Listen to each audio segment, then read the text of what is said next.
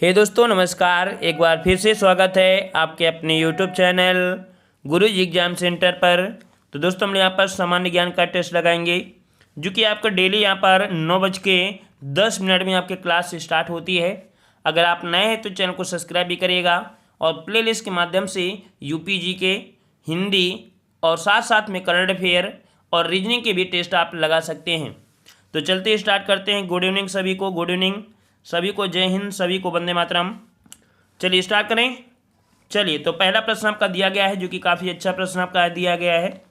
कह रहे दिल्ली और मुंबई को कौन सा राष्ट्रीय राजमार्ग जोड़ता है? दिल्ली और मुंबई को कौन सा राष्ट्रीय राजमार्ग जोड़ता है? चलिए जवाब दीजिएगा। यहाँ पर सही जवाब यहाँ पर आ रहे हैं। कुछ लोग कह रहे हैं यहाँ पर आपका बी होगा। चलिए बिल्कुल सही जवाब दिया है आपने, बिल्कुल सही जवाब दिया है। ये राष्ट्रीय राजमार्ग कौन सा है? 8 है। ठीक है, कौन सा है? राष्ट्रीय राजमार्ग संख्या जो आपका 8 है ये दिल्ली और मुंबई को जोड़ता है।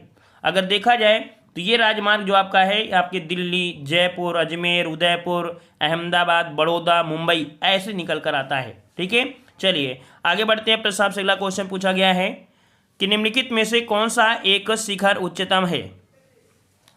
धौलागिरी, नामचा बरवा, नंदा देवी या आपका नंगा पर्वत? इनमें से सही जवाब कौन सा होगा यहाँ पर बताना है। सही जवाब कौन सा हो जाएगा 82 नंबर में?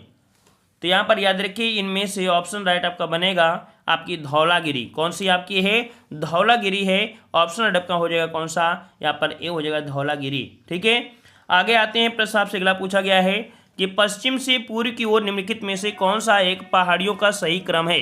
देखो पश्चिम से पूर्व, पश्चिम से पूर्व आप समझ सकते हैं कौन सा आपका होगा। मतलब पश्चिम से पूर्व मतलब इससे ऐसे जाना है ना। तो यहाँ पर देखो कह रहा है महादेव पहाड़ियाँ, मैकाल पहाड़ियाँ, फिर गढ़जत पहाड़ियाँ। तो 83 वाले में आपका जवाब जो आपका ए दिया था बिल्कुल सही है।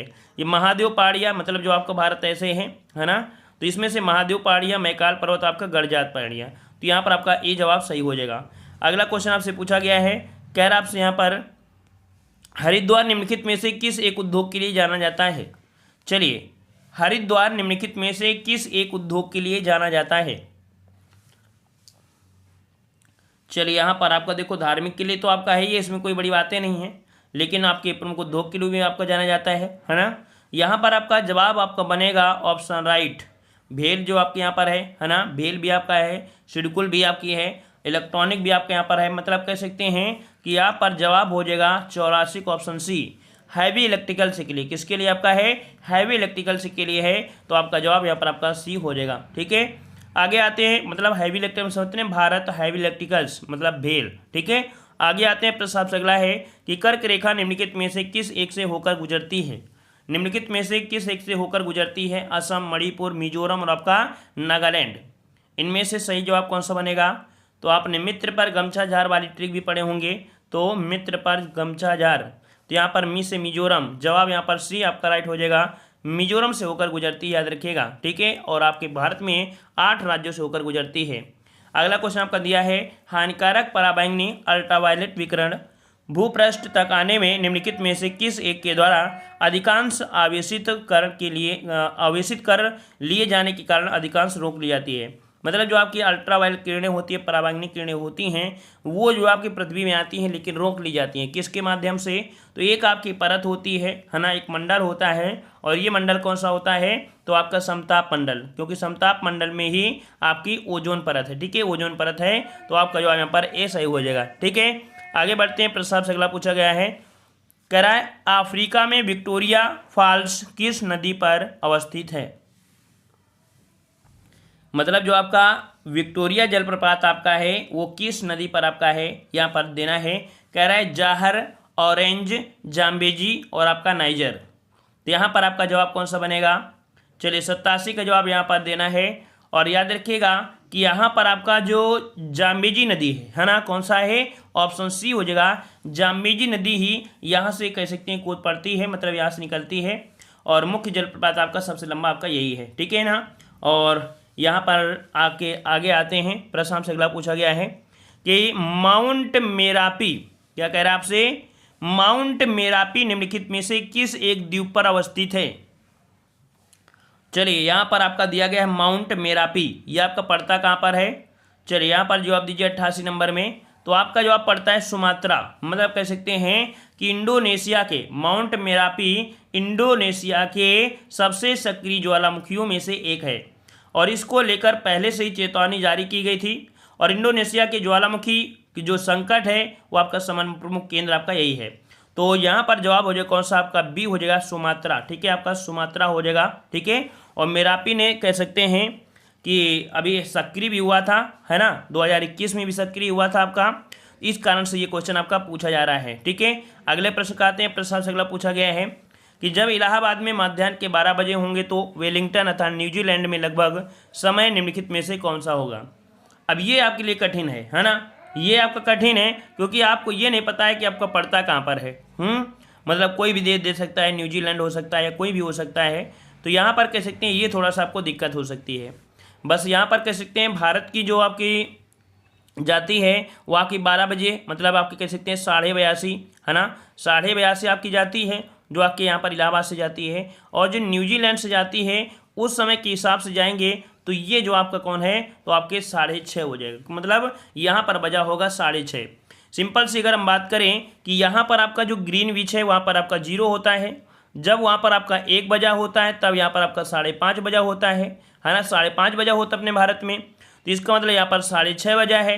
तो इसका मतलब है कि यहाँ पर जो 6:30 बजा है तो आपका न्यूजीलैंड अपने भारत से थोड़ा सा आगे बसा होगा, है ना। बस कितना अंतर आपका दिया गया है, यहाँ पर 82:30 है। इसका मतलब है कि आपका यहाँ पर 15 अंश और आप जोड़ेंगे तो लगभग आपका इसके पहुँच जाएगा। ठीक है, तो यहाँ पर जवाब का सी हो जाएगा। कुल मिला के देखा जाए तो 82:30 ये है और लगभग आप 15 जोड़ेंगे तो यहाँ पर कह सकते हैं कि वही 91 बनेगा। ठीक है, बस इतना याद रखिए, आपका सी हो जाएगा। वैसे ऐसे क्वेश्चन आप गलती कर ही आएंगे, है ना, क्योंकि हर चीज़ तो पता नहीं रहती है ना। यही अगर हाई लेवल में होता तो हर एक पॉइंट आपको बता भी दी जाती कि नहीं कैसे आपको करना है। टेस्ट पेपर में आप भी छोड़ दोगे, आप भी बोर हो जाओगे। चलिए, कह रहे निम्नलिखित में से कौन सी पहाड़ियों में चाय उगाई जाती है। कौन सी पहाड़ियों में चाय उगाई जाती है, यहाँ पर जवाब देना है। चाय उगाई जाती है मैकाल पहाड़ियाँ, नल्ला मल्ले पहाड़ियाँ, नीलगिरी की पहाड़ियाँ या शिवालिक की पहाड़ियाँ। कौन सा आपका जवाब हो जाएगा। तो यहाँ पर याद रखिएगा, यहाँ पर आपका है सी नंबर, नीलगिरी की पहाड़ियों पर आपकी चाय भी उगाई जाती है। ठीक है, 90 का ऑप्शन राइट आपका यहाँ पर सी सही हो जाएगा। आगे आते हैं, क्वेश्चन आपसे अगला पूछा गया है कि निम्नलिखित में से किस एक क्षेत्र में मानसून जलवायु पाई जाती है। मानसून वाली जो जलवायु पाई जाती है वो आपकी कहाँ पर पाई जाती है। तो यहाँ पर जो आपका है कौन सा, कोलंबिया का प्रशांत तट, दक्षिण पूर्वी संयुक्त राज्य, दक्षिण अफ्रीका का दक्षिणी भाग और मध्य कैलिफोर्निया। तो यहाँ पर आपका जो सी नंबर है, दक्षिण अफ्रीका का जो दक्षिणी भाग है। थोड़ा सा अगर आप यहाँ पर समझेंगे कि आपकी जो भारत की स्थिति है कुछ इस प्रकार से है। यहाँ पर मेडागास्कर है, यहाँ पर आपका अफ्रीका है ना, अफ्रीका है। मानसून भी ऐसे आपका आता है तो कह सकते हैं यहाँ पर दक्षिण अफ्रीका आपका पड़ जाएगा, है ना। तो थोड़ा बहुत आपको थोड़ा सा हिंट के लिए सी नंबर आपको समझ में आ गया होगा। आगे आते हैं, प्रश्न से अगला पूछा गया है, निम्नलिखित औषधि शैलों में से कौन सा एक कार्बनी मूल का है। निम्नलिखित में से औषधि शैलों में से एक कार्बनी मूल का है। कार्बनी मूल का मतलब कार्बन के हिसाब से देखा जाए तो आपका जवाब बनेगा यहाँ पर बी, आपका चूनासम। क्या है आपका, तो यहाँ पर कार्बनी मूल का जो आपका है वो आपका चूनासम है। यहाँ पर जवाब हो जाएगा कौन सा, बी हो जाएगा। ठीक है, अगला क्वेश्चन दिया गया है, कह रहा आपसे यहाँ पर लोकसभा अध्यक्ष का चयन निम्नलिखित में से कौन करता है। लोकसभा अध्यक्ष का जो चयन होता है वो किस प्रकार से करते हैं। चलिए 93 का जवाब दीजिएगा। काफ़ी अच्छे आपके प्रश्न आपके दिए गए हैं। तो यहाँ पर याद रखिएगा, जो लोकसभा का अध्यक्ष का जो चयन होता है वो लोकसभा के ही सदस्य करते हैं। यहाँ पर जवाब हो जाएगा आपका डी, लोकसभा के द्वारा ही किया जाता है, उन्हीं के जो सदस्य होते हैं। अगला क्वेश्चन आपसे पूछा गया है, यहाँ पर आपसे कह रहा है कि भारत के संविधान में किए गए प्रावधान के अनुसार भारत के उच्चतम न्यायालय में न्यायाधीशों की संख्या कितनी है। देखो आपका यहाँ पर पूछा गया है मुख्य न्यायाधीश के सहित, है ना, उच्चतम न्यायालय में पूछा है। और आपको भी पता है कि अभी अपडेट आपका हो चुका था, है ना, जो कि आपके यहाँ पर 2019 में आपका अपडेट हुआ था 2019 में। और 2019 में आपके कह सकते हैं 33+1, है ना। देखिए काफ़ी लोगों का भी राय है कि 33+1 आपका यहाँ पर कह सकते हैं कर दिया गया है ना। तो जवाब यहाँ पर आपका हो जाए कौन सा, इनमें से कोई नहीं आपको लगाना है, बट डायरेक्ट याद रखें 33+1। कुल मिला के मुख्य न्यायाधीश सहित आपके 34 हैं वर्तमान में। ठीक है, चलिए आगे बढ़ते हैं। प्रश्न आपसे अगला पूछा गया है कि असाफा पावेल किस रूप में प्रसिद्ध है। चलिए असाफा पावेल किस रूप में प्रसिद्ध हैं। तो ये भी क्वेश्चन आपके लिए यहाँ पर नया हो सकता है ना। और याद रखिए ये ओलंपिक में आपके काफ़ी अच्छा प्रदर्शन भी किए थे। और ये कह सकते हैं आपके हैं कौन, तो जमैका के ये धावक हैं, है ना। जमैका के क्या हैं आपके, ये धावक हैं। तो 95 का ऑप्शन आपका बनेगा यहाँ पर ऑप्शन डी, आपके 100 मीटर धावक हैं। ठीक है, 100 मीटर धावक हैं, जमैका के हैं। ठीक है, जमैका के हैं। और जमैका में आपने सुना होगा हुसैन बोल्ट। ठीक है, हुसैन बोल्ट भी कहाँ के हैं, जमैका के हैं। तो याद रखिए ऑप्शन आपका डी सही हो जाएगा। ठीक है, चलिए आगे आते हैं। प्रश्न से अगला पूछा गया है, कह रहा आपसे यहाँ पर हुमायूं को अपना राज्य पुनः प्राप्त करने में किसने मदद की थी। चलिए किसी को पता है तो जवाब दीजिए। यहाँ पर सही जवाब कौन सा हो जाएगा, तो याद रखिएगा यहाँ पर 96 का ऑप्शन राइट आपका सी हो जाएगा। फारस का शाह था तहमास्पा। ठीक है, तहमास्पा था। यहाँ पर ऑप्शन आपका सी सही हो जाएगा, सी नंबर आपका हो जाएगा। ठीक है, और आगे आते हैं। प्रश्न आपसे अगला पूछा गया है, कह रहा है आपसे यहाँ पर सिंधु घाटी के लोगों की एक महत्वपूर्ण रचना निम्नलिखित में से किसकी मूर्ति थी। चलिए नटराज, नृत्य करती हुई बालिका, बुद्ध या आपका नरसिम्हन। तो यहाँ पर आपका जवाब कौन सा बनेगा, जवाब हो जाएगा ऑप्शन राइट आपका यहाँ पर मूर्ति, मतलब कौन सी, यहाँ पर ऑप्शन नंबर बनेगा आपका बी, नृत्य करती हुई बालिका, है ना। तो 97 का ऑप्शन कौन सा हो जाएगा, बी आपका राइट हो जाएगा। अगला प्रश्न आपसे पूछा गया है, मानव रक्त में प्लाज्मा की लगभग कितनी मात्रा होती है। चलिए यहाँ पर जवाब देना है। तो प्लाज्मा को हम लोग रक्त प्लाज्मा को एक नाम और देते हैं प्लाविका। ठीक है, अगर कभी प्लाज्मा ना दिया हो तो ये भी पॉइंट याद रखना, क्या, प्लाविका, प्लाविका। ठीक है, प्लाविका ये इसका नाम भी होता है, दूसरा नाम होता है। ठीक है ना। और रक्त का पीले रंग का तरल आपका घटक होता है, जो कि यहाँ पर देख सकते हैं लगभग 55% तक आपका होता है। कितना होता है, 55%। तो इसके अनुसार से अगर आप जवाब देंगे तो आप किसका जवाब दे सकते हैं, कौन सा जवाब देंगे, तो 55 से 60 जो कि ऑप्शन दे रहा है बी नंबर आपका हो जाएगा। ठीक है ना। चलिए अगला प्रश्न आपसे पूछा गया है, कह रहा है हाल ही में रक्षा अनुसंधान एवं विकास संगठन ने उड़ीसा के चांदीपुर में किस ड्रोन का सफल परीक्षण किया। चलिए यहाँ पर आपका करंट अफेयर से क्वेश्चन आपका दिया गया है और ये कह सकते हैं कि आपका जवाब सही हो जाएगा ऑप्शन राइट। 99 का ए हो जाएगा, ये आपका अभ्यास है। क्या आपका यहाँ पर अभ्यास नामक आपका ये सफल परीक्षण आपका हुआ है, तो ऑप्शन आपका यहाँ पर ए सही हो जाएगा। ठीक है, आगे आते हैं। प्रश्न आपसे अगला पूछा गया है, कह रहा भारत का सबसे दक्षिणी छोर कौन सा है। भारत का सबसे दक्षिणी छोर कौन सा है, यहाँ पर 100 का जवाब दीजिए। 100 का जवाब देना है और 100 का जवाब हो जाएगा कौन सा, सही जवाब हो जाएगा डी, इंदिरा पॉइंट। ठीक है, कौन सा है, इंदिरा पॉइंट है। ठीक है, इंदिरा पॉइंट है। और अगर ये पूछता भारत भूभाग का जो आपका है तो आपकी फिर कन्याकुमारी होता, लेकिन डायरेक्ट पूछ लिया है तो आपका इंदिरा पॉइंट, जिसे हम लोग पिग्मिलियन पॉइंट बोलते हैं, और इसका पूरा नाम आपका पार्सन पॉइंट भी है। ठीक है, चलिए आगे बढ़ते हैं। प्रश्न आपसे अगला पूछा गया है, भारत में जहांगीर का शासनकाल क्या था। चलिए यहाँ पर भारत में जहांगीर का शासनकाल याद रखिएगा कि अकबर की जो मृत्यु हुई थी वो आपकी हुई थी कब, 1605 में। और 1605 से फिर इस गद्दी पे बैठे और 1627 तक ये आपके बैठे थे। तो यहाँ पर आपका जवाब हो जाएगा कौन सा, यहाँ पर आपका जवाब हो जाएगा 101 का जवाब लगभग सभी का आ गया है, कह रहे हैं ए नंबर। तो बिल्कुल सही है, 1605 से 1627। अच्छा, अगर क्वेश्चन ये पूछे जंजीर सुल्तान किसे कहा जाता है, अगर ये क्वेश्चन पूछे जंजीर सुल्तान किसे कहा जाता है, तो जंजीर संतुलन भी कहा जाता है यहाँ पर, जंजीर संतुलन। ठीक है, जंजीर संतुलन जहांगीर को। अगला क्वेश्चन आपका दिया गया है, कह रहा है आपसे आधुनिक हिंदी साहित्य का पिता किसे माना जाता है। मुंशी प्रेमचंद, भारतेंदु हरिश्चंद्र, भीष्म साहनी या देवकी नंदन खत्री। 102 का ऑप्शन राइट आपका जवाब यहाँ पर सही हो जाएगा कौन सा, भारतेंदु हरिश्चंद्र। कौन थे आपके, ऑप्शन आपका बी हो जाएगा, भारतेंदु हरिश्चंद्र हैं, जो कि कह सकते हैं कि यहाँ पर इन्हें हिंदी साहित्य के पितामह के रूप में भी आपका है। ठीक है ना। और यहाँ पर आपका क्वेश्चन होता है कि इनका जन्म कहाँ हुआ था।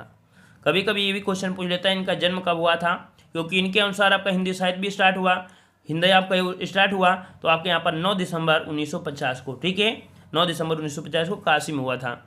और आगे आते हैं, प्रश्न आपसे अगला पूछा गया है, यहाँ पर आपसे कह रहा है स्वतंत्र भारत के प्रथम भारतीय व अंतिम गवर्नर जनरल कौन थे। अब आपको यहाँ पर समझ में आ गया है स्वतंत्र भारत के प्रथम भारतीय, देखो भारतीय शब्द लगा दिया है ना, और जब भारतीय लगा दिया है तो आपको जवाब देना है क्या, भारतीय के अनुसार देना है। जो आपका ए है चक्रवर्ती राजगोपालाचारी, ये आपके भारतीय थे, है ना। लॉर्ड माउंटबेटन ये आपके भारतीय नहीं थे, है ना। तो यहाँ पर जवाब आपका ए सही हो जाएगा। कह सकते हैं कि 1857 की क्रांति के बाद गवर्नर जनरल के पद को समाप्त कर दिया गया था और वायसराय की पद की शुरुआत आपकी हुई थी, और अंतिम वायसराय आपके लॉर्ड माउंटबेटन थे, है ना। और स्वतंत्र भारत के अगर भारतीय पूछे तो आपके गोपालचार्य थे, है ना। चलिए और आगे आते हैं, प्रश्न से अगला पूछा गया है, कह आपसे उत्तर प्रदेश का प्रमुख लोकगीत कौन सा है। उत्तर प्रदेश का प्रमुख लोकगीत इनमें से कौन सा है। चलिए 104 का जवाब देना है। तो यहाँ पर आपका धमार है, टप्पा है, कव्वाली है, तो यहाँ पर लोकगीत हो जाएगा विरहा, है ना। क्या हो जाएगा, विरहा हो जाएगा, ऑप्शन आपका बी हो जाएगा। अगला प्रश्न आपसे पूछा गया है, कह रहा आपसे रेगिस्तान का जहाज किस जानवर को कहा जाता है। रेगिस्तान का जहाज किस जानवर को कहा जाता है। इस प्रश्न का जवाब आपको कमेंट बॉक्स में कमेंट करना है, और ऐसा क्यों कहा जाता है ये भी आपको कमेंट बॉक्स में कमेंट करना है, ठीक है। इजी क्वेश्चन है, बचपन से भी आपको ये सिखाया गया होगा। चलिए आगे बढ़ते हैं, प्रश्न से अगला पूछा गया है, कह रहा है हमारे ग्रह पृथ्वी के लिए ऊर्जा का मुख्य स्रोत क्या है। हमारी पृथ्वी को जो ऊर्जा मिलती है वो आपके किसके माध्यम से मिलती है। तो माध्यम आपका हो जाएगा कौन सा, ऑप्शन बनेगा ए आपका ऊर्जा, मतलब सूर्य, ठीक है, सूर्य। अगला क्वेश्चन आपसे पूछा गया है, यहाँ पर आपसे कह रहा है कि राष्ट्रीय मतदाता दिवस कब मनाया जाता है। राष्ट्रीय मतदाता दिवस कब मनाया जाता है, यहाँ पर जवाब सही कौन सा हो जाएगा। तो अभी तो आपने देखा जनवरी तो निकल गई है ना, अब तो जनवरी निकल गई है, तो यहाँ पर आपका जवाब हो जाएगा कौन सा, 25 जनवरी। ऑप्शन का बी हो जाएगा 25 जनवरी। अब आप जो आपका आएगा 2022 में, है ना, 2022 में जो आपकी 25 जनवरी आएगी वो आपकी मंगलवार को आएगी, याद रखिए मंगलवार। तो इस बार को होगा कब, तो मंगलवार को होगा, याद रखिएगा, ठीक है। आगे बढ़ते हैं, प्रश्न आपसे अगला पूछा गया है, यहाँ पर कह रहा है सीमा सड़क संगठन ने किस तारीख को अपना 58वां स्थापना दिवस मनाया गया। यहाँ पर आपसे पूछा गया है, यहाँ पर सही जवाब कौन सा हो जाएगा, 58 नंबर का है ना। तो ये 58 नंबर को जो मनाया गया था ये 2018 में मनाया गया था। ये क्वेश्चन आपका जो है ये 2018 का है, तो 108 का जवाब बनेगा वो आपको बनेगा सी, 7 मई को मनाया गया था, ठीक है। 7 मई 2018 को मनाया गया था। अगर आप ये सोचो कि नहीं ये करंट अफेयर 2018 का कैसे आएगा, तो अभी आपने पेपर दिया देखो, है ना, और उस पेपर में देखा था कि अब 16 का नहीं 2004 की करंट अफेयर पूछा गया था। 2004 का कौन याद करेगा भैया। तो ऐसे ऐसे पागल हो जाते हैं, है ना, जो पेपर बना देते हैं, वो बच्चों के साथ सोचते हैं चलो कोई बात नहीं, क्वेश्चन ही तो है, रख देते हैं, करंट अफेयर नाम है तो रख देते हैं। चलिए तो यहाँ पर याद रखिए 2018 की बात किया है, तो इसका मतलब है कि यहाँ पर जवाब क्या हो जाएगा, यहाँ पर आपका सी हो जाएगा, ठीक है ना। और यहाँ पर आपका 58 नंबर आपसे पूछा है, तो 2018 के बाद 19 आया, 19 के बाद क्या आया, 20 आया, मतलब कह सकते हैं इस बार को आपको 60 हो चुके हैं, ठीक है। चलिए आगे बढ़ते हैं, प्रश्न आपसे अगला पूछा गया है, कह रहा आपसे यहाँ पर भारतीय संविधान के किस अनुच्छेद में चुनाव का उल्लेख किया गया है। चलिए चुनाव का उल्लेख पूछा गया है, चुनाव का उल्लेख पूछा गया है, यहाँ पर जवाब सही कौन सा हो जाएगा, कौन सा आर्टिकल आपका दिया गया है। चलिए यहाँ पर जवाब आ रहे हैं, कह रहे हैं 324, बिल्कुल सही जवाब आया है, आपका जवाब बिल्कुल सही आया है, 324 ही आपका जवाब बिल्कुल सही हो जाएगा, ठीक है ना। और यहाँ पर जवाब कौन हो जाएगा, सी आपका जवाब हो जाएगा, ठीक है ना। और यहाँ पर आगे बढ़ते हैं, प्रश्न आपसे अगला पूछा गया है, कह रहा आपसे यहाँ पर जो कि आपने कई बार देखा भी होगा, लोकसभा में शून्यकाल की अवधि अधिक से अधिक कितनी हो सकती है। देखो अधिक से अधिक आपसे पूछा है, अधिक से अधिक, है ना। चलिए तो यहाँ पर 1 घंटे से कहीं अधिक तक क्या हो सकता है, यहाँ पर 110 का ऑप्शन आपका बनेगा, आपका बी 1 घंटा, ठीक है। अधिक से अधिक कितनी हो सकती है, 1 घंटा होती है, वैसे आपका 15 मिनट का ही सिर्फ समय दिया जाता है, ठीक है। और अधिक से अधिक कितनी हो सकती है, तो आपका 1 घंटा। अगला क्वेश्चन आपसे पूछा गया है, डिस्कवरी ऑफ इंडिया पुस्तक के लेखक कौन है।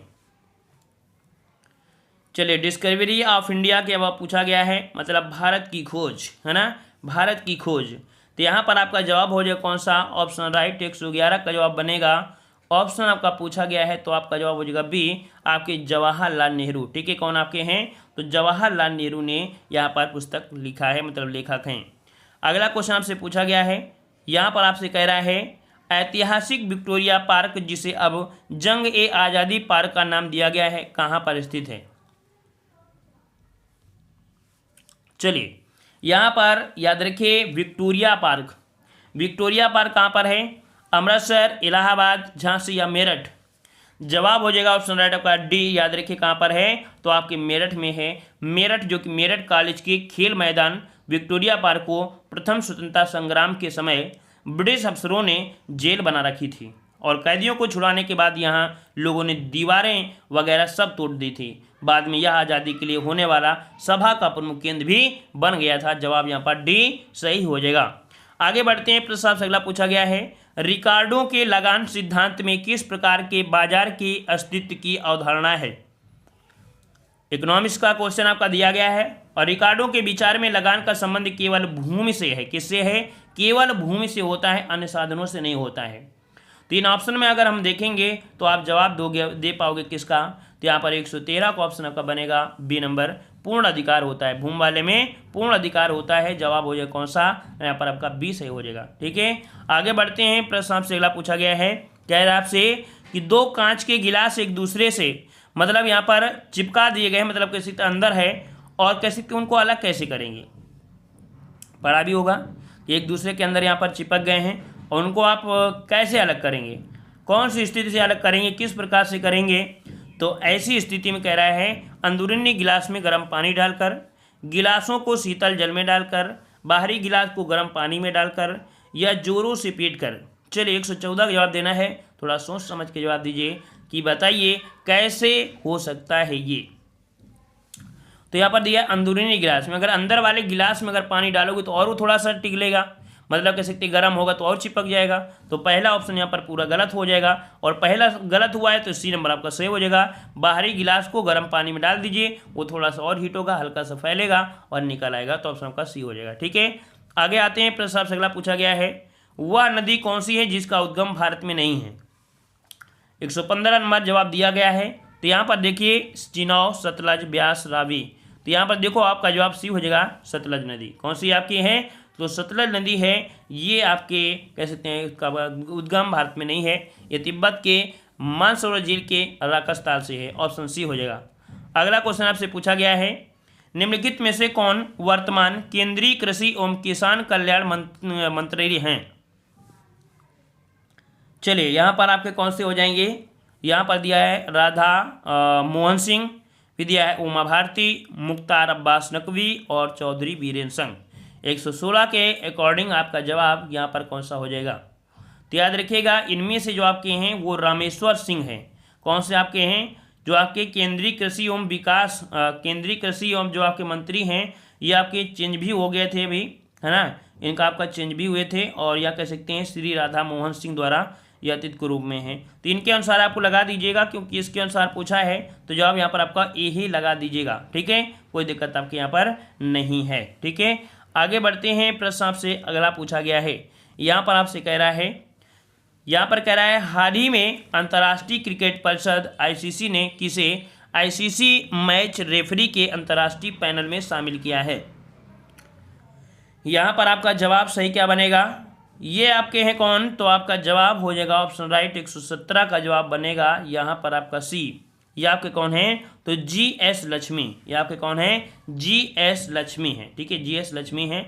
और यहाँ पर कह सकते हैं कि जो ये तो आपका पहले क्वेश्चन है, लेकिन 2020-21 के लिए भारत के नितिन मेमन जो कि इंग्लैंड के नाइजोल लॉन्ग की जगह अंतर्राष्ट्रीय क्रिकेट परिषद के अंपायरों के रूप में आपके शामिल होंगे। मतलब आपके नाम क्या है? उनका नाम है नितिन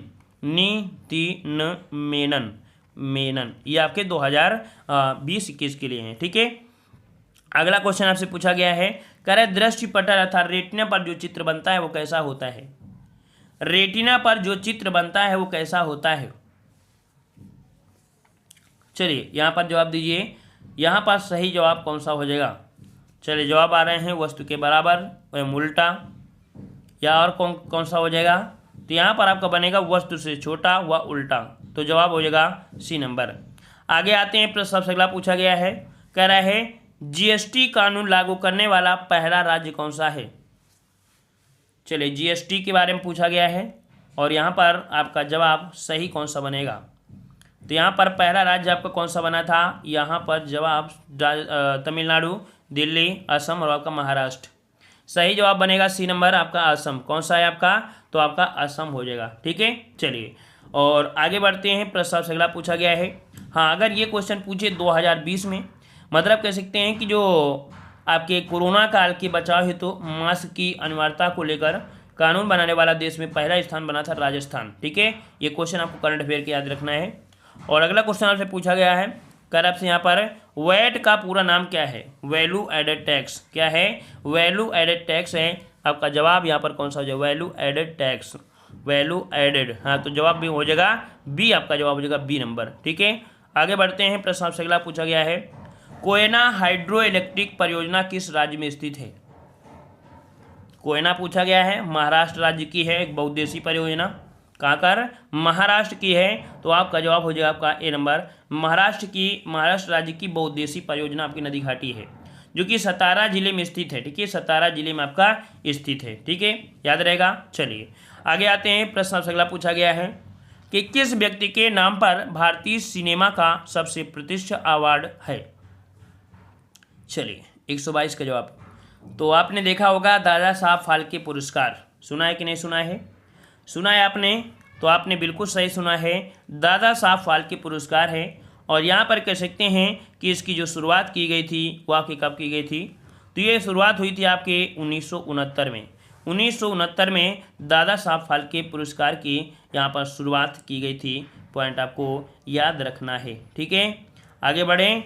चलिए आगे बढ़ते हैं, प्रश्न आपसे अगला पूछा गया है, यहाँ पर आपसे कह रहा है कि वयस्क मानव में होती हैं कितनी अस्थियां होती हैं, वयस्क मानव में कितनी अस्थियां होती हैं। तो यहाँ पर आपका जवाब हो जाएगा कौन सा, 206 होती हैं। ऑप्शन बी 206 हो जाएगा। अगला क्वेश्चन आपसे पूछा गया है, कह रहा आपसे हाल ही में किस देश ने पाकिस्तान की एक और चीन की कई कंपनियों समेत 12 विदेशी कंपनियों को अपनी एंटिटी सूची में शामिल किया है। यहाँ पर 124 का ऑप्शन आपका जवाब सही हो जाएगा। ऑप्शन राइट आपका 124 का जवाब बनेगा। यहाँ पर आपका जवाब ए, ये आपके अमेरिका। ठीक है, किस देश ने, तो आपके किस देश ने यहाँ पर कह सकते हैं, तो अमेरिका ने पाकिस्तान की एक और चीन की इकाई कंपनी को समेत 12 विदेशी कंपनी को अपनी एंटिटी सूची में शामिल किया है। अगला क्वेश्चन आपसे पूछा गया है, यहाँ पर आपसे कह रहा है पुलिस स्मरणोत्सव दिवस कब मनाया जाता है। तो यहाँ पर जवाब बताना है, सही जवाब कौन सा हो जाएगा, 16 अक्टूबर, 18 अक्टूबर, 21 अक्टूबर या 24 अक्टूबर। तो याद रखिएगा, ऑप्शन राइट आपका जवाब हो जाएगा यहाँ पर आपका 21 अक्टूबर। ठीक है, ऑप्शन सी हो जाएगा आपका 21 अक्टूबर, 21 अक्टूबर आपका जवाब हो जाएगा। ठीक है, चलिए आगे आते हैं, प्रश्न आपसे अगला पूछा गया है, कह रहा आपसे यहाँ पर भारत में पंचायती राज की त्रिस्तरीय व्यवस्था का अनुमोदन किस समिति के द्वारा किया गया था। त्रिस्तरीय व्यवस्था का जो अनुमोदन किया गया था वो किसके द्वारा किया गया था। 126 का जवाब कौन सा हो जाएगा, 126 का ऑप्शन राइट आपका जवाब यहाँ पर हो जाएगा बलवंत राय मेहता समिति, है ना। ऑप्शन आपका यहाँ पर ए सही हो जाएगा। अगला क्वेश्चन आपसे पूछा गया है, पहली कंप्यूटर भाषा कौन सी विकसित की गई थी, कोबोल, बेसिक, फोर्ट्रान या पास्कल। तो आपका याद रखिएगा, हमने इस प्रश्न को बताया भी है। मतलब ऐसे प्रश्न जो आपके होते हैं वो आपको हमारे दूसरे चैनल देवजीके ट्रिक में यहाँ पर कह सकते हैं कि आपको 10 बजे जो आपकी क्लास चलती है वहाँ पर कराए जाते हैं, है ना। तो फोर्ट्रान हो जाएगा, ऑप्शन आपका हो जाएगा सी नंबर फोर्ट्रान। अगला क्वेश्चन आपसे दिया गया है, फ्रांस की मुद्रा क्या है। तो आपको पता होना चाहिए फ्रांस पड़ता कहाँ है। फ्रांस जो पड़ता है वो पड़ता है यूरोप में। यूरोप में अधिकतर जो आपकी कंट्रियाँ हैं वहाँ पर पड़ती क्या है, चलती हैं यूरो। क्या चलता है, यूरो चलता है। और याद रखिएगा फ्रांस की मुद्रा अपने भारतीय रुपये के देखा जाए तो 87.20, मतलब भारत के यहाँ पर जो आपका 1 यूरो है, मतलब यहाँ पर 87 आपका यहाँ पर 20 है। अगर वहाँ का एक अगर आपको मुद्रा लेना है तो आपको चुकाने पड़ेंगे 87.20 पैसे। ठीक है, चलिए आगे बढ़ते हैं। प्रश्न आपसे अगला पूछा गया है, कह रहा हाल ही में केंद्र सरकार ने liberation tigers of Tamil Eelam के खिलाफ प्रतिबंध को और कितने वर्ष के लिए तत्काल प्रभाव से बढ़ा दिया गया है। 129 का ऑप्शन राइट आपका जवाब सी हो जाएगा, 2 वर्ष के लिए बढ़ाया गया है। ठीक है। और अगला क्वेश्चन आपसे पूछा गया है कि हाल ही में किसे मैककेन इंस्टीट्यूट अवार्ड 2019 से सम्मानित किया गया है। देखो मैककेन इंस्टीट्यूट अवार्ड 2019 आपका पूछा गया है, तो यहाँ पर आपका जवाब 130 का ऑप्शन बनेगा। यहाँ पर आपका ए नंबर छाया शर्मा। ठीक है, छाया शर्मा है जवाब, यहाँ पर आपका ए हो जाएगा, छाया शर्मा हो जाएगा। ठीक है, ये आपकी IPS अधिकारी हैं। ठीक है ना, तो जवाब यहाँ पर आपका ए सही हो जाएगा। आगे बढ़ते हैं। हाँ, इतने क्वेश्चन आपके दिए 30 मतलब जो आपके थे, और ये जो आपके क्वेश्चन है हम आपको दूसरे वीडियो में बना देंगे। ठीक है, थोड़ा वीडियो भी यहाँ पर जो अगली क्लास है उसको भी लेना है ना। तो यहाँ पर कह सकते हैं ये क्वेश्चन जो आपके हैं आज करंट अफेयर के, वो हम दूसरी क्लास में आपको करा देंगे। और करंट अफेयर की क्लास यहाँ पर आपको लगभग यहाँ पर 15 तारीख से हम आपको देंगे। ठीक है, 15 तारीख से 2 क्लासें हम आपको देने लगेंगे 15 तारीख से। और जो 2020 की हैं, 2021 की हैं, मैराथन क्लास भी दे रहेंगे। मतलब 15 दिन आपके लिए बहुत है, करंट अफेयर के हिसाब से देखा जाए तो 15 दिन आपके लिए बहुत हो जाएंगी। ठीक है, तो हम आपको परेशान मत होइए, करंट अफेयर आपके लिए बहुत बड़ी दिक्कत नहीं है। 15 दिन में तो आप बिल्कुल धुआं कर दोगे। ठीक है ना, तो मिलिए अगली क्लास जो आपकी है। ठीक है, वो आपकी लिंक दी जा रही है, उस पर क्लिक कर दीजिए और यहाँ पर जुड़ जाइए रात 10 बजे वाली ये जो क्लास है। ठीक है, तो मिलते हैं नए वीडियो में। उम्मीद है सभी को पसंद आया है। और यहाँ पर कह सकते हैं कि हाँ, ये चीज़ ज़रूर याद रखिए, ये मत सोचा करिए नहीं करंट अफेयर 2019 के यहाँ पर दिए गए हैं तो आपका फार्म भी तो भरे हुआ कितने दिन हो गया। ये भी तो सोचो, आपकी जो वैकेंसी वो 2019 के अकॉर्डिंग है ना, तो आपके क्वेश्चन 100% 2019 के आएंगे। ठीक है ना, और 2019 के करंट अफेयर आपसे अगर कोई पर्सनल पढ़ाएगा तो आप पढ़ोगे नहीं, जाके कहोगे 2019 का कहाँ आएगा, बोलोगे लास्ट 6 मंथ बता दो, लास्ट 6 मंथ। और एग्जाम में लास्ट 6 मंथ नहीं आता है, यह तो आता है स्टार्टिंग का आता है, ये तो आप बहुत पीछे आ जाता है। ठीक है ना, तो अगर अंदर में आपकी निगेटिव सेंस है तो उसको आप बाहर हटा दीजिएगा। ठीक है, 20 का भी पढ़ा देंगे तो आपको कोई दिक्कत नहीं होगी। ठीक है, धन्यवाद।